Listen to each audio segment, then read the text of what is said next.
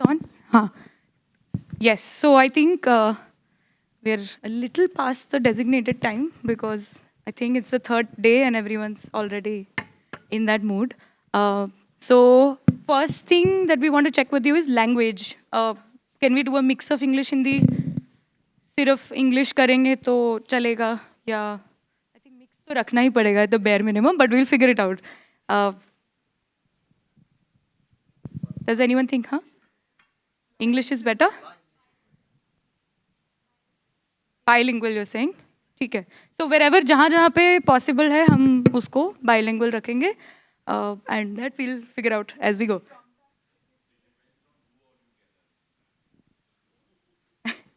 No but as I am looking around in the room अलग अलग states का दिख रहा है हमें सो विल सी ठीक है you want to begin the okay so the title as you all saw on the agenda is the confluence of law justice and commoning तो यहाँ तक पहुँचने में भी हमारा बहुत ही लंबा सफ़र रहा है हमने शुरू किया एनवायरमेंटल जस्टिस के बारे में सोचने का and then eventually we try to see it as okay let's keep it a open let's see कि legal frameworks and the law itself as an institution वो कैसे interact करता है natural resources के साथ बट अब उसमें हम कॉमन्स का फ्लेवर डाल देते हैं तो वो कुछ और ही कहानी बन जाती है so we did a lot of deliberation on like what is the kind of perspective here that we want to explore but we thought it's better then having a panel having experts also share regarding what should be the ideal way of looking at these things.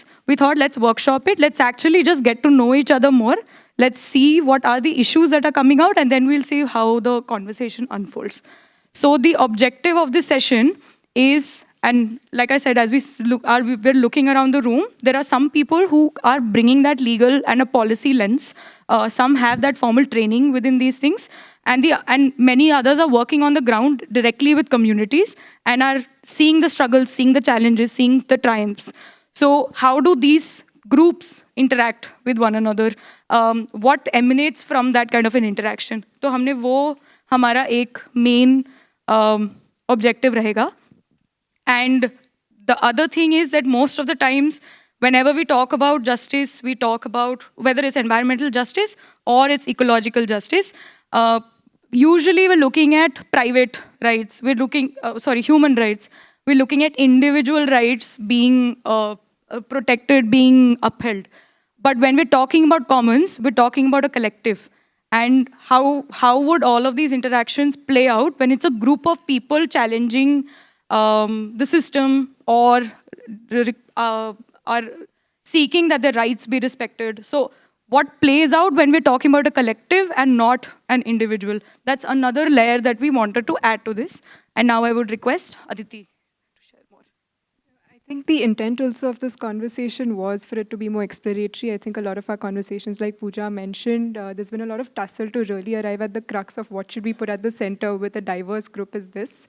And considering the amount of experience, expertise, lived kind of embodied understanding of this intersection, how about we kind of throw open a space where we try and identify common challenges and also ideate and move into a generative space together. So we come from a place of wanting to learn and learn with you. That's really at the heart of the session today. I think maybe we could move into inviting Sanjay ji. Sanjay ji, aapse request hai that now if you can come aboard and start the discussion. The idea is to just get the ball rolling. So we're requesting him to share some stories, share some narratives that he's been witnessing and the things that are playing out on the ground. And then we can open it up to the floor later. Yeah. Hi. Thanks, Pooja. Well, I'm not a lawyer, but whatever I'll speak on commons basically will have some implications on law, rights, governance. So basically, the idea was, when we were discussing this session, the idea was to flag up specific challenges around commons that has a legal implication, that has rights implication, So, if after 3 days, I don't think there is any need for us to actually discuss what is a commons and what it actually stands for. And we also don't have so much of time. I'll try to be very brief.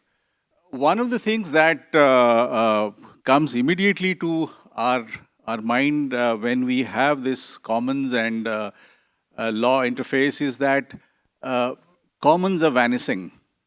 They're vanishing physically, they're vanishing in terms of our rights, and there are a lot of, when it vanishes in terms of rights, there is the issue of conflicts and violence, which basically crops from the multiple use of commons.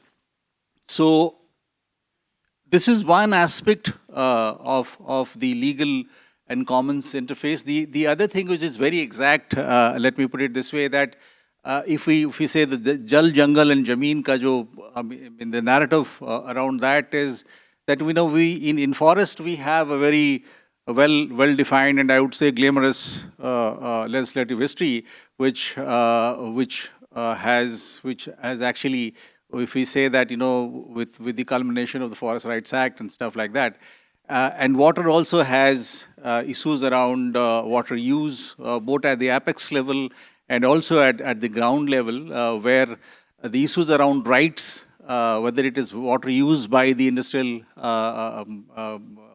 conglomerates or water use at the village level, there are issues around privatization where law has a very specific role to play. And the whole bunch of non-forest land, which is a huge patch of land, I dare say that the legal framework is rather weak. There are specific, legislations. There are, it being a state subject law, land being a state subject. There are revenue acts. There are various other legislations which govern the non-forest land. But to a large extent, we have seen that the law has actually failed to protect the rights of the people. If you see two things, especially in the context of FRA and the non-forest land legislations, the non-forest land legislations would only say what you cannot do. What you cannot do in the context of non-forest land. So this is a paradigm which we are probably will be discussing during our conversation today. And thirdly, basically to look at three things. One is the issue of legal reforms, and the issue of legal aid, and the issue of legal literacy. These are the three things which obviously will be dealt today. And the third thing, which in terms of the legal literacy, which is extremely important, basically because it is when it comes to multiple usages, it is, if you start from the village level to the apex level, there is huge amount of information gap, which actually you actually see a huge amount of information gap, gap in terms of knowledge, gap in terms of capacity, and in terms of the way laws have been interpreted. So there are many examples you must have seen where legal aid, paralegals and CRPs are working with communities to actually bring that specific levels of change that we want at the ground level. So, to kind of sum it up at the end, and in trying to really give you some food for thought, is that what levels of collaborations would be required, what levels of partnership will be required, what are the thoughts, what are the what are the obstacles, what are the hurdles which are there, both in terms of our understanding, both in terms of our accessing legislative services, that would basically form the basic broad aspects of our conversation today. Is that, and that's where I think I would stop. and not take more time.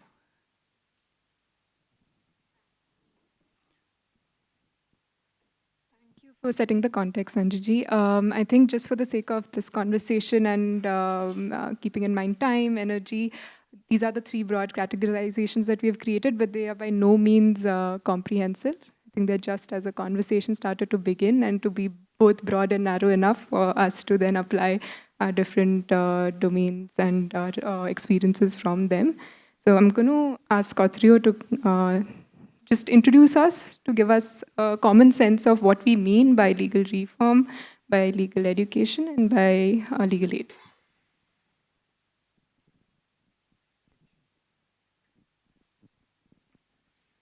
Hi, everybody. Good afternoon. Sorry, came in the way of the camera. Good afternoon. Very nice to meet all of you. Just thank you so much for firstly coming. I think we had a very lavish spread of lunch, and that halwa really took some energy from me. So thank you for showing up for a post-lunch session. So I just want to build on what Sanjay ji just mentioned, that laws have failed. Laws have failed to protect people. But clearly, right, like laws exist. So it is existing to serve certain interests, right? And before we get into the slides and what the activity and the workshop that we've planned, just want to sort of ask a very provocative question, that today the law remains as a very important site for commons to engage with, but who is really the law serving? Is it serving the commons, or is it serving individual interests? Is it serving the community, or is it serving interests which is taking away from the community and finding better ways and more profit-making ways of doing things? But I'll just wait before the screen sharing happens to just take all of you through it.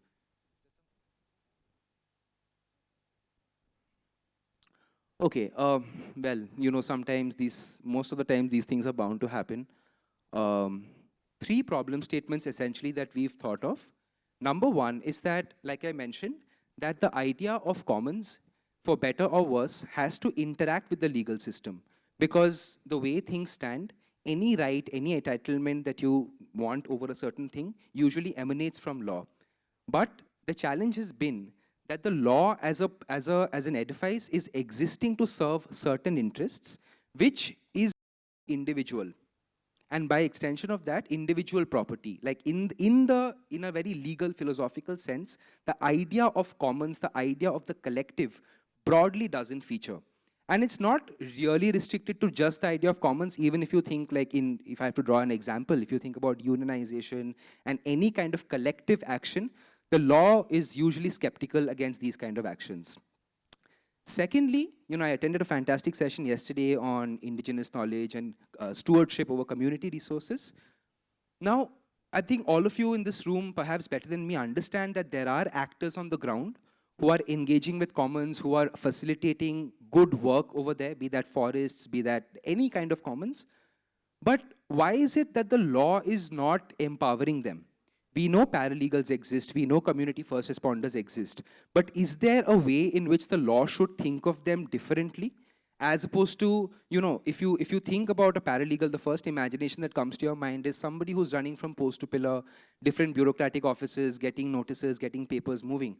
But why is it that the legal system does not have a facilitative process to actually empower this? And the last point, okay, great, it's here. The last point, existing educational paradigms don't inspire radical action. I'm going to just give the example of students, but this applies everywhere. So any kind of pedagogy, syllabus in social sciences, legal sciences, even the natural sciences, you will see broadly is very siloed, it's very doctrinal, and so I'm a lawyer by training, and I can give you that example. Anybody who's gone to law school, we maybe an off news article or something, that's the first time we understand something like commons. But usually our syllabus is based on just standalone legal acts. There is a lack of even imagining what could possible solutions be. In fact, I will go a step ahead and say most of our education system is actually catering us to serve these existing entrenched relations. So with that, should we go to the next slide? So with that, and I'll just pass over to Aditi, in today's session, what we hope to do is take these three broad buckets, legal reform, legal aid, and legal education, and understand that what are some of the challenges. What are some of the challenges vis-a-vis commons in the case of laws, regulations, statutes? What are some of the challenges with respect to commons in the context of legal aid, as in what is the problem that community responders are facing? What is the process-based problems that they are facing? And in the last case, in the example of legal education, what are the challenges in existing educational paradigms, and what needs to happen to radically inspire people at a very young age and build that literacy, build that muscle so they are inspired to take action.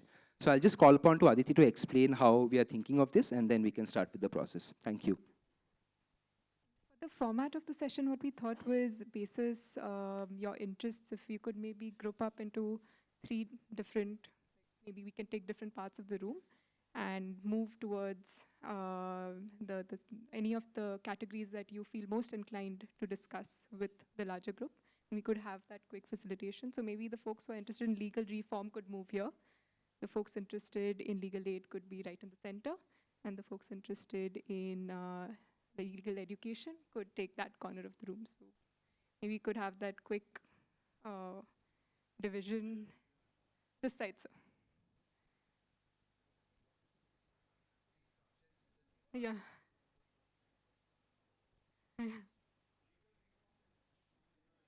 Could we please give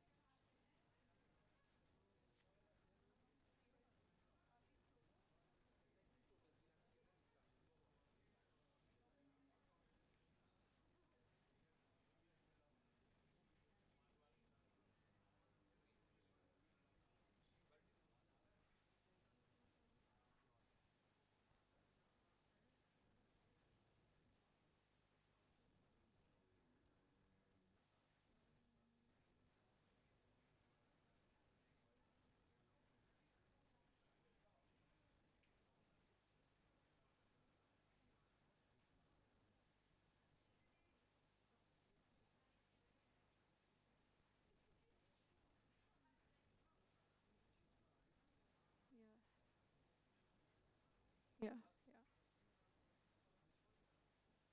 This is legal education.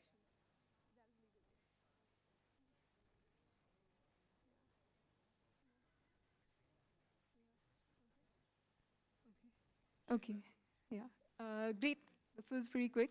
So I think there are two directions in which we'd like to ask you to think. One is identifying challenges and identifying desires. I think if maybe we could articulate our thoughts within these two frames, it would be great for eventual round of sharing towards the end.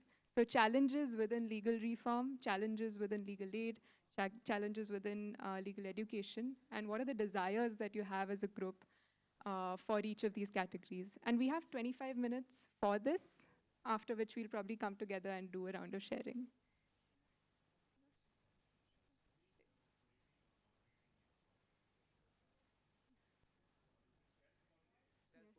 Yes. Yes.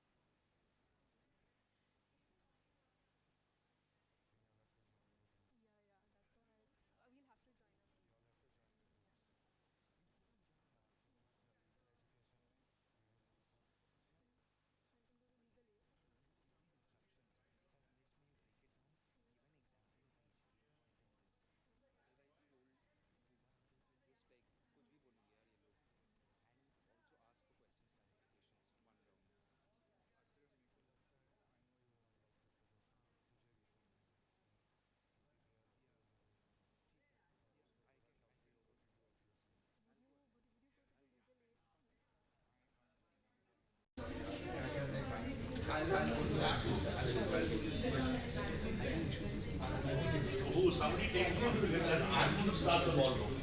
I'm going to say something. But somebody has to... I'm here. I will be a... Whether I start with observation or start Can we have a quick minute just to go over? So before we begin, just a couple of guidelines. Let's at least take them as guidelines. So we don't have facilitators in the group unless you think they're required. But the idea is that we just have a free conversation around that topic which you have selected. So if it's legal reform, then at least from your own context, it would be great if you start sharing. There is one person in each of the groups who's going to be documenting these insights. And there are two things to think about. One will be the challenges or the pain points, just wherever you think the hiccups actually lie. The other is going to be the opportunities and the desires. Where do we want to actually, where are the opportunities to actually improve some of those things, and where do we want to get to? So challenges and desires are the 2 pointers just to fill out. And in the end, we're expecting, if I can say that 2 people from the group could just share what was discussed in the group. There are sticky notes with all the groups, I think, that they have been distributed. There are pens, there are chart papers, so please feel free to use them. If you need any support during any of these, please do let us know. The 3 of us will just be floating around in the room. But yes, please, we'll also try to...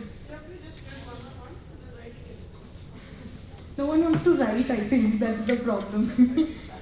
I saw that issue there as well, that nobody wanted to write. But let's start at least, Phil. Wherever we have to jump in. Yeah. So 25 minutes.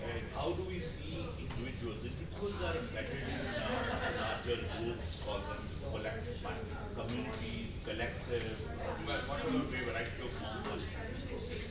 And I'll take 2 examples in order to illustrate the point that one cannot see them separate. They are interrelated and they are not binary also. They write. When I'm thinking, I don't write.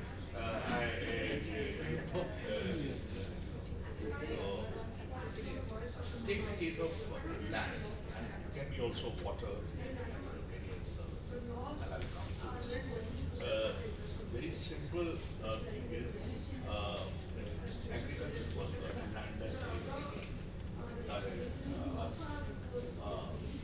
what kind of law enables him or her access to commons? In a way that how traditionally they were working and whether law has really caught up with that challenge as far as it's concerned. How do we do that? Some schemes were mentioned, Ishan mentioned it, for example, portion Vatikas, nutrition, this is included in the scheme itself, but it's not law. Law and scheme must be separate. One. Same if a new common scheme comes for irrigation. Enjoys my time in this area. How much, let's say, rights come to the landless or whether usufruct or the resources like that. Schemes. Is there a law? No. I do not know. I might be mistaken about it, etc. I don't think there is a law which identifies all the stakeholders. These are people not. I don't like the word stakeholders. I like the word that they were tensions. With common money, collective money, there is a scheme for irrigation, and that water is enabling already the land property holders, but the people who are marginalized, right, who does not have traditionally rights in the commons. For them, these commons were not necessarily commons of the kind which we are wanting, and we see, they were common. And then one cannot get into the theory of what's wrong and others, etc., think and how they're thought. So the issue is, in our case, the commons historically they have evolved in the context of caste, class, one can even start they're trying to make is, if people are agricultural labor, the individual, firstly, agricultural labor as a class itself has not been recognized. Several castes have not been recognized. How does do deal in legal reforms this particular challenge? We, when even the public investment has come, how the law has not caught up. But I'll stop here. I just wanted to interpret what you said. The recognition of the marginalized section within the law is not there, and that leads to the exclusion of them and in the larger schemes that are involving commons. See, normally agricultural worker won't be even considered as like a Adivasi or, she or he can be from even a upper caste. I do not know, there are all kinds of categories, my friend. I'm 71, so I've seen categories evolving, etc., what they mean. But I want to think in more granular terms, finer terms in terms of, agricultural labor, rural labor, even if I get to gender, then there are a whole set of other issues which will come up. That starts right with the, in commons, what rights women had, though they were, and what women today, what does to them. Basic problem है, ये सारी जिंदगी problem है, मेरी आवाज ही कुछ ऐसी है, sorry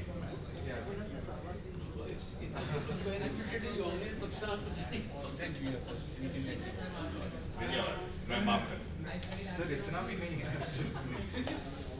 There are also partly what the Dinesh said, partly what I find under my experience or my impression comes from the water sector. People who are landless, who historically never inherited property land in this country. We got the independence, there was the idea that people will get landless communities will get the land. And we know who got the land. They never got The water, for example, as you say, it's a common kind of source. they were given a dream that after independence, Or we will have a set in a natural condition, undestructive, but then we form those regulations, laws, basically that's what people now, and because you put conditions that who is entitled to access water. So we have found that one, some of the legal things around water, they are not informed of the particular characteristics and special nature of water. So there is something else we need to take that they into don't have a account. land. Second, These are the people from our what the Dinesh was saying when we say that most of the laws which is today, although we say it's common ownership, but many of the groundwater act is there, it still considers as a water as a private property. It operates everything under that. You don't question that. Second, if you look at even surface irrigation projects, we have in many, I think 11, 12 states are come up with the participating irrigation management acts. They are actually laws passed by the legislature. Their exclusionary was precisely for the same reason that regulations say that if you are a member of the water association, you should have property holding, land holding. So that in fact includes all property rights, women, landowners, all these people. So how do you make reports so that then they can decide what. So instead of the laws to support a progressive agenda of equity, access to water, rights, women, etc. Today the legal framework is that actually the other way around. Third thing I want to say that whatever we fought and got as a whether it is related to environmental rights, for example, 1974 we had the Water Act. We are actually celebrating the 50th year. In fact, our common friend Manoj Mishra is actually putting a book around that. Unfortunately, we lost it. Now, the 50th year of that, the entire effort, the amendment which is brought out on the Water Act was completely for the question of arms and everything. The Water Act had said about this criminal case, you have to think of it, the entire criminal participation was out. You pay some money and take out. So I think the whole trend in the last 10 years has been diluting the entire edifice, and most of this was came from working people's strikes. And then to dilute, and I just gave you one example of Water Act. There are a whole lot of acts which have been taken by So I think we need to reposition ourselves and see come up with an agenda where how do you laws actually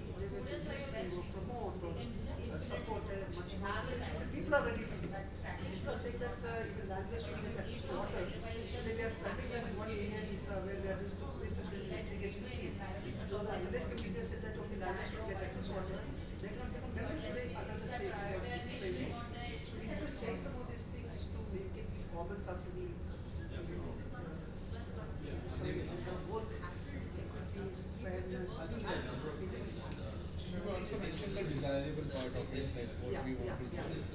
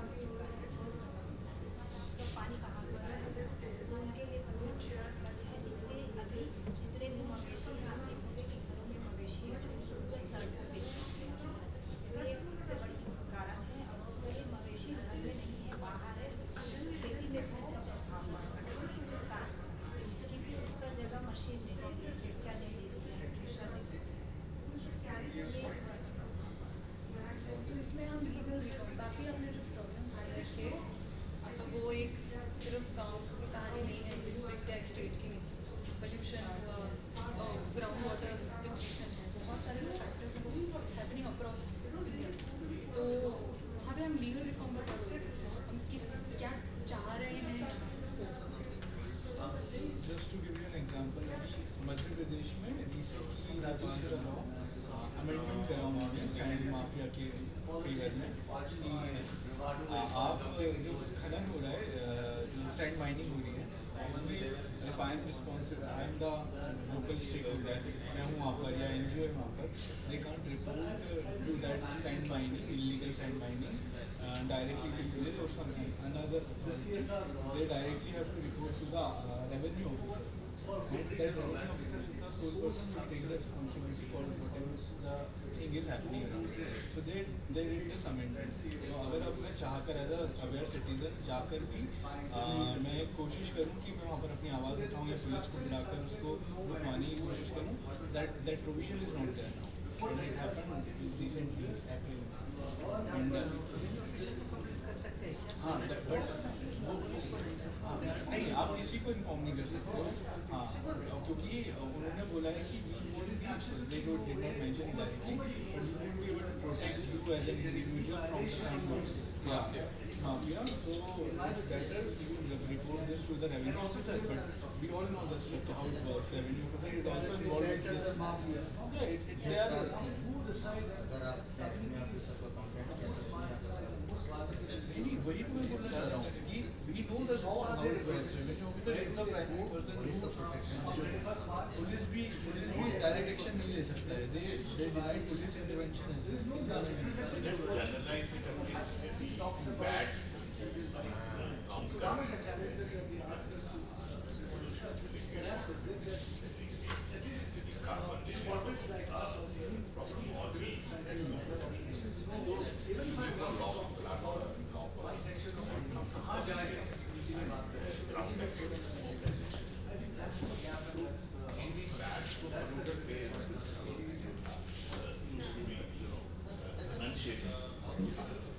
Hi everybody, just a quick note, 10 minutes are left. Requesting you to also put your thoughts on paper please. And also think about the challenges, the desires, the good stuff. Thank you.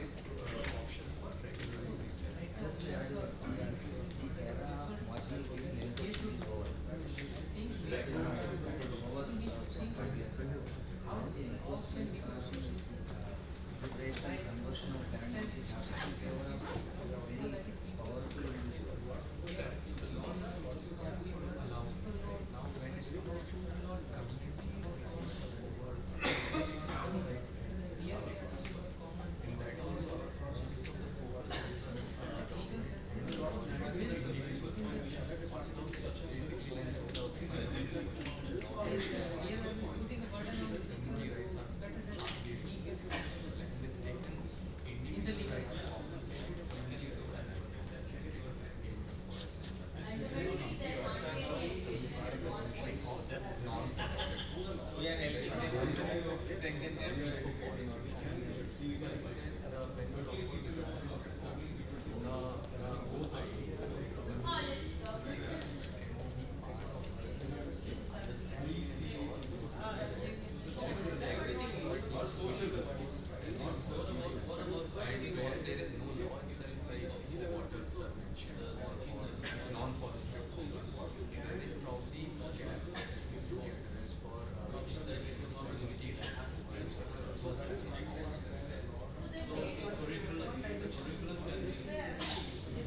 I've seen in an experience that there is an intra-community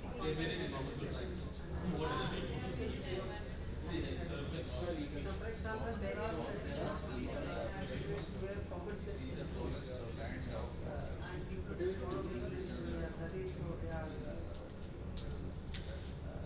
landless residents who use those comments for releasing and you have to get access to certain resources. For example, what should you have seen? They completely arrive at what you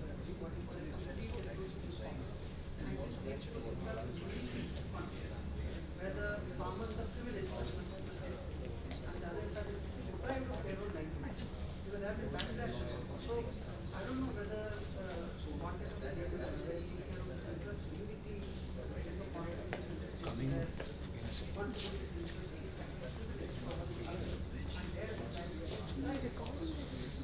I don't know if you want to think of this whole law is actually what is possible to get other than raising his back for the so I think we should look at some of these topics. And also something for our team is that how to by saying that what you saying what you cannot do, what you can actually do. Cut the whole business the revenue of the land or what you can actually do. Yeah, raising land. What is the right service available? The rights is we say you cannot do these 5 things. Okay, what can we do? I think the important part is that is maybe depth for conversation and I think both sides should be mentioned this for whatever laws literacy and various laws actually create. One thing that we are studying at the FX for several years is it was encouraged by civil rights. There is no law. Where judges themselves don't have the technical knowledge and that's also understanding how commons are basically provided. So they want to sitting from their daily course so there is still not a complete there is no law to protect except for some of the entitled some kind of looking for the smell of land. Yes. The rest of it is kind of mercy skill. I think that's also another challenge. I would say that climate change has to be able to use several new chapters in law, which maybe we need to be looking into as a prospect in intervening. That's what besides all that challenges.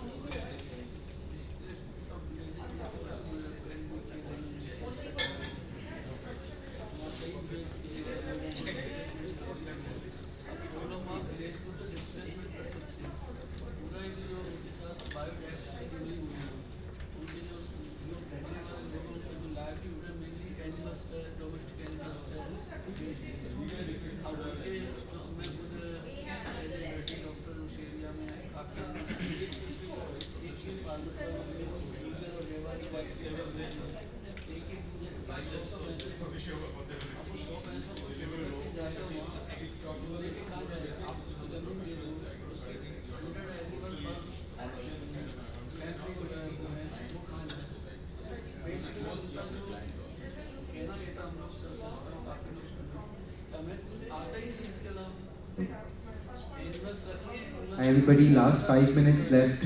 Thank you.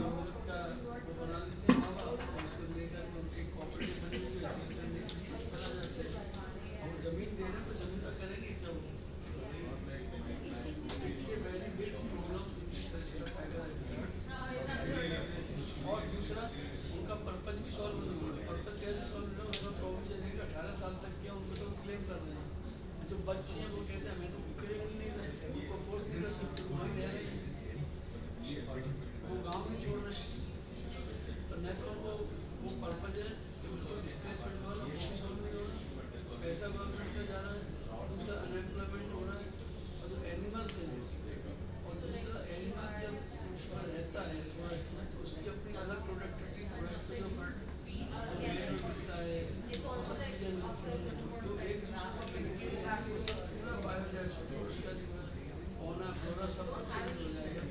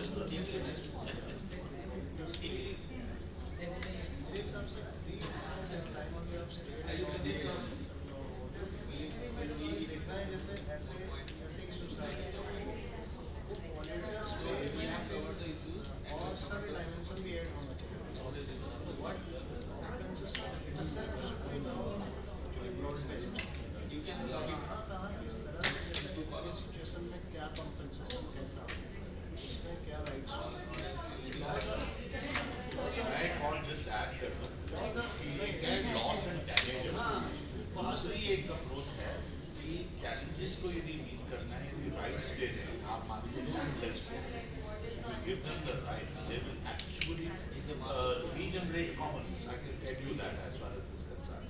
So ये जो loss and damage approach is one, but they even repeat with penalty. We are also having law enabling actually us to meet the challenge. Damage which has been done, it can be undone. जो next generation issue अभी law में नहीं आया, is what I am trying to say. Laws are still outdated. Are still running with some. अभी हम लोग colonial को blame करते हैं, लेकिन जो Indians में government होने के बाद भी जो laws are they evolving? बुरा हुआ है उससे भी बहुत They are evolving in a different way. They are evolving in a regressive way. उसमें dilution ज़्यादा होता है. Common protection और rights over the commons का protection ऊपर evolve कैसे करेंगे? वही reform के बारे में हमको और ज़्यादा फेयर है तो colonial capitalism होना अब independent capitalism कुछ और कर रहा है.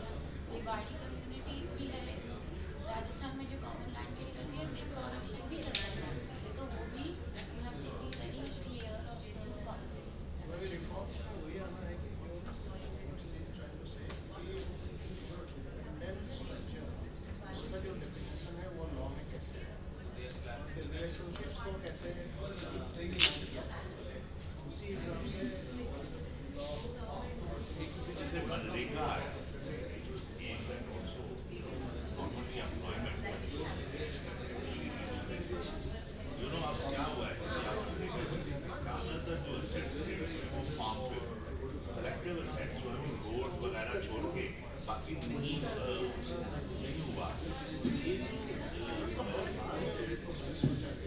हाँ ये जो चीज़ जो चेंज हुआ है इसके पीछे laws some extent is responsible but structures are themselves responsible जो पावर स्ट्रक्चर्स अभी हैं और law has to change the power structure you know after all post colonial laws were meant for that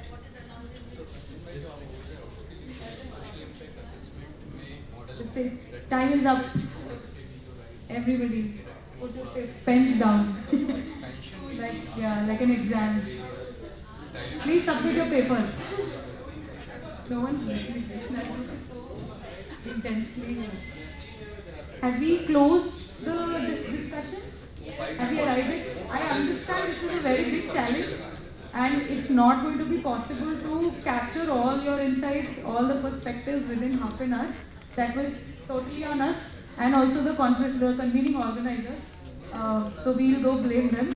And but this is a beginning of a conversation. That's all we want to emphasize.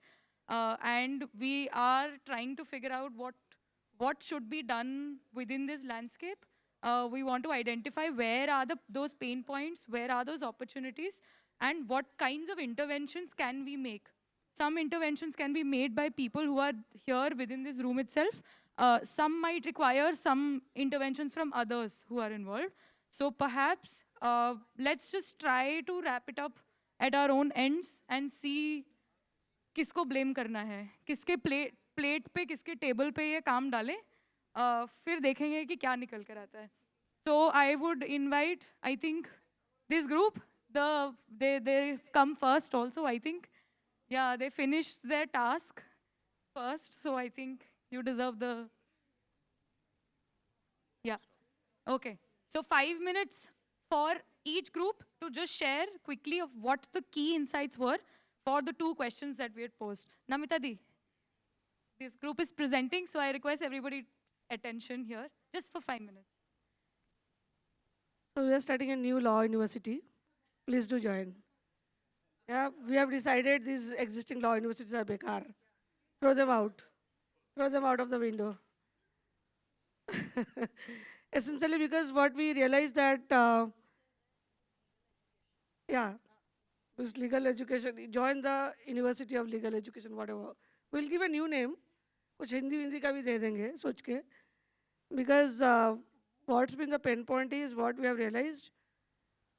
Laws are made without taking the interest of the communities on ground. It is built in a different era with different kind of a mindset. Needs to be revived now. Needs to be taken into not just humans but all other living creatures' interest into mind while forming laws.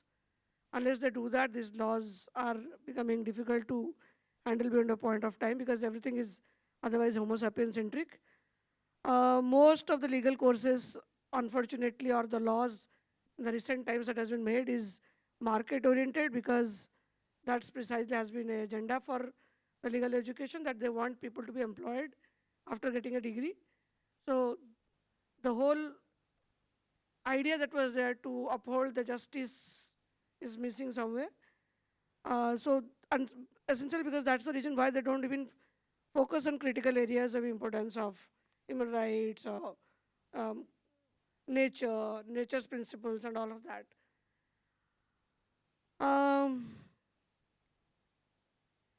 The law education doesn't really incorporate the learnings from social movements. They are taught about society and all, but what's been the journey, what's been our learnings, what's been the success and failures, why this law and how this law came into being, and there's a complete disconnect. So there's a need to keep continuing the social movements that is there, say the Dalit movement or the feminist movement or the nature conservation movements, so that they become aware about what all are the areas where legal or justice would have been done and what are the areas where new laws has to be formed.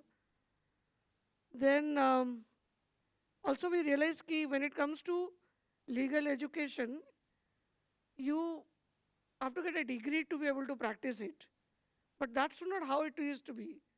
In a country like us, in a democratic country, the everybody should have been educated on some bit and pieces of law that is essential for them to survive.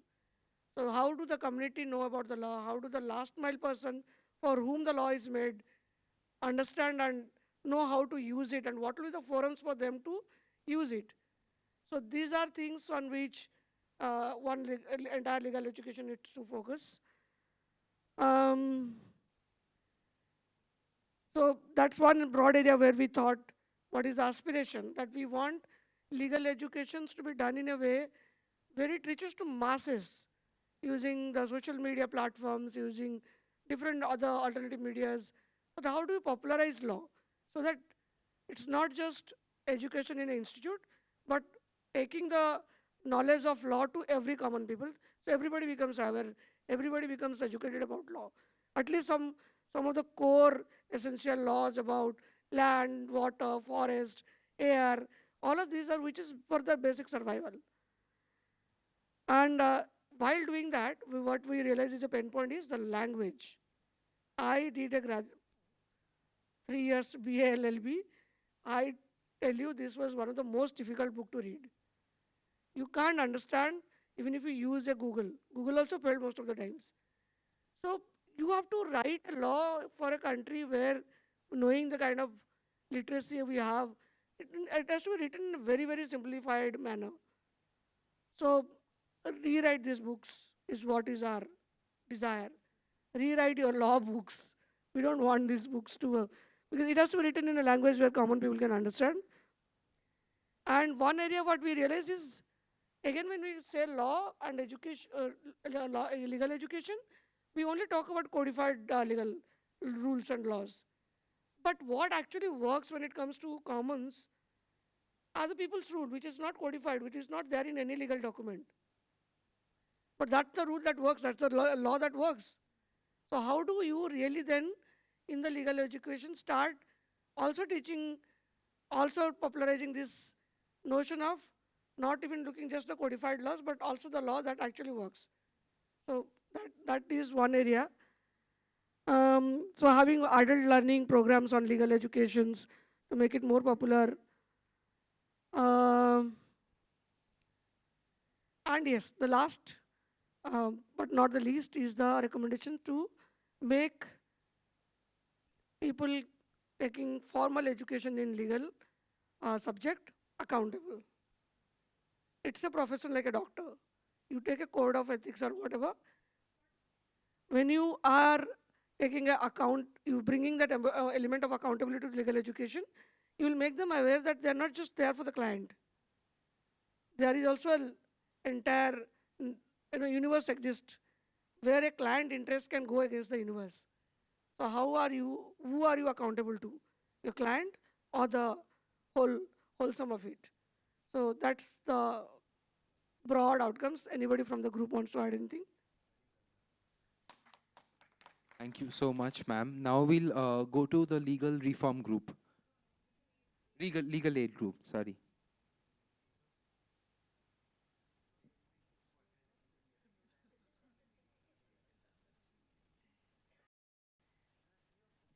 So, thanks, Sapna and the group. Most of the point you have covered already. So, we will only add some aid. So, we discussed about that, though we have a very fantastic laws in our country, but the implementation is a real issue. Most of the time we couldn't, the community or the person who were, those who are affecting by the law couldn't understand that. Sapna said that it is the most difficult language. So one thing is that as an aid, the law should be in a very simplified manner and in a vernacular also. There must be some, and there is a law has to be developed at the order level. I mean, law, then guideline, rules, and everything. So many times we used to see that law passed in 10 years ago and the rules is coming now and then order will be after 10 years. So there's a no sense of making those kind of laws. So how then we can support on those things? As an aid, we desire that there should be some support system whenever there is requirement of any legal aid, there must be a ecosystem that can support the person or the community or the village related to the resolving the issue. Second thing, that maybe some kind of pool of lawyers. It can be called as a legal cell on commons or legal cell on different issues related to commons at very proximity with the community, so that they can get support from them. And there's the issue of accountability also. Many times departments do not follow the whatever written in the law, so how the accountability can be fixed. So some accountability mechanisms should also be considered as a legal aid thing. And there is a one suggestion on the paralegal system also, that how the community level people can be groomed as a paralegal, so that they can provide a support whenever is needed. And there's a one we discussed about the multiplicity of the laws also on a common. So how those, how the community can understand those things. And as the group one suggested about, since they haven't involved in the making of the law, this again has become a complexity of when they have a different kind of law on a one particular commons or resources. So this is again a create complexity. So how that those issues can be resolved at the panchayat level, so there must be some kind of arrangement within their reach also is required as in legal aid.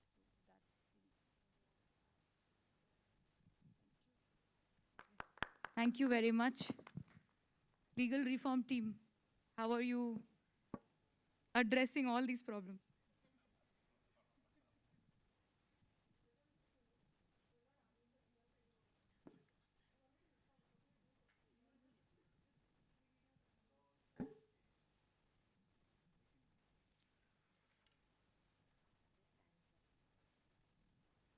Yeah, so we were the legal reform team. Like you wanted to, like you want all new law schools. We want like reform in all the laws similarly.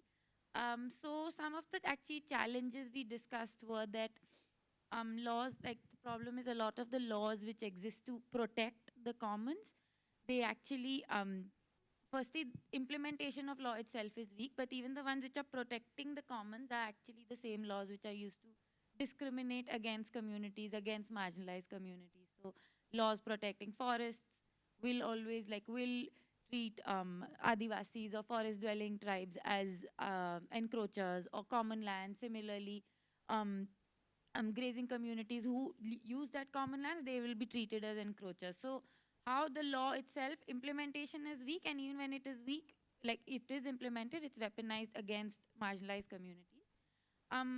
Also, that law itself a lot of times is enables privatization of the commons. So that's also a challenge, like with water or with energy.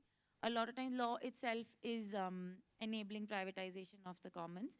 And at the same time, yeah, the compensation when the commons are lost also, the compensation, the way it is calculated, it is not sufficient, it is not adequate, and it doesn't take into account like you reduce commons to the economic value, but like the cultural value, the religious value or social value of the commons is always lost in that for communities. And yeah. So in a lot of our this thing was that loss and damage is one issue, but also that how communities themselves are marginalized, and the communities which are the most dependent on the commons and um, which have the most interest in protecting the commons, they're the ones who are systematically excluded from the commons. Yeah, and also where there are rights enshrined in law, like for instance, Forest Rights Act is one, like considered one good act for rights of communities. There also implementation is really weak, and again it focuses more on individual forest rights, and where the FRA also envisages CFR and community forest rights, that is not given as much weightage, and there's dilution, effectively dilution of rights which are already in the law, even those are not implemented properly. And of course, in terms of solutions, or like there are no like easy solutions, but in terms of desires or what we would want. It was about that, yes, the communities, like what we've been talking about, community stewardship, but the communities which are the most marginalized, which are most dependent on the commons, how they should have, accountability should flow towards them, like accountability for them, and in that there should be participation of communities at every level. It is not at every level of the law making to law implementation. It is not just when the commons are damaged, when I'm displaced, then how much compensation milega, but also ki, uh, how the commons are governed or accessed at that point itself, community should have a say and there should be accountability towards community. Yeah, and in yeah, and how the law, it always the way the law is implemented is more now more towards privatization, so more towards corporate interests. But how for common lands is one thing we were discussing, that in common lands, if you were to actually um, give land, like for favor, like landless laborers, SC, ST, if you did allotment of land towards those communities, they have more, because they are dependent on the commons, there is more, they are more inclined to protect the commons. So that's why you move towards giving like stewardship of the commons more towards communities.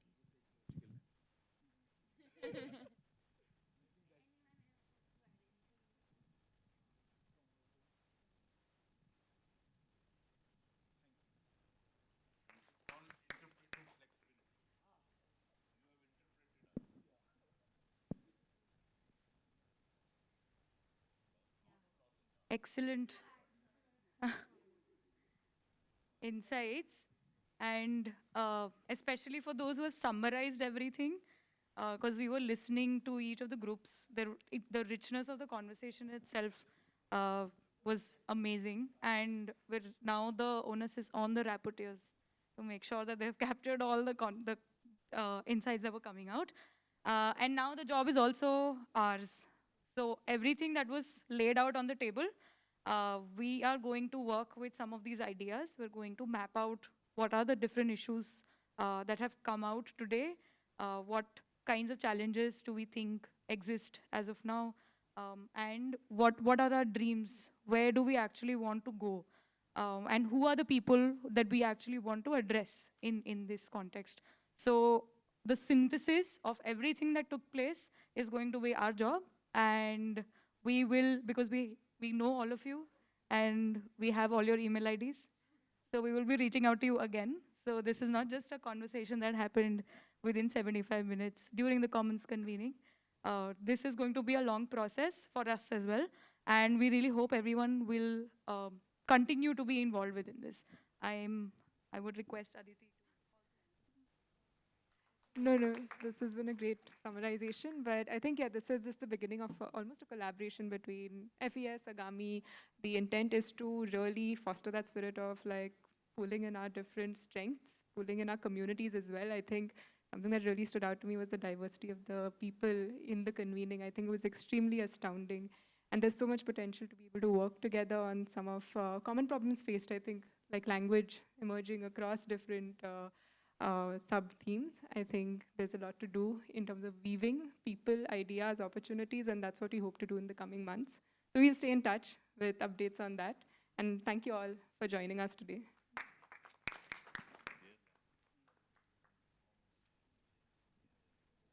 I think we can head out for tea now in the same area. And we have the last plenary for the day, which is going to be the closing of the convening. So, Beam in, I think, about 20 minutes. Thank you.